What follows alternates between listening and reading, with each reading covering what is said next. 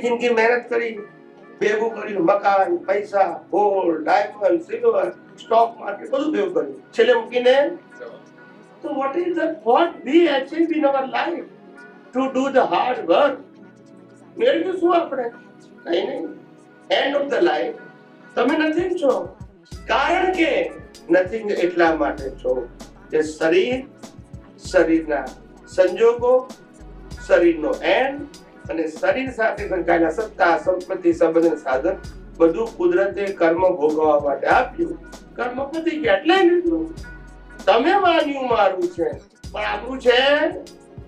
It is only for suffering, not for ownership. ને આપણે શું કહીએ છીએ?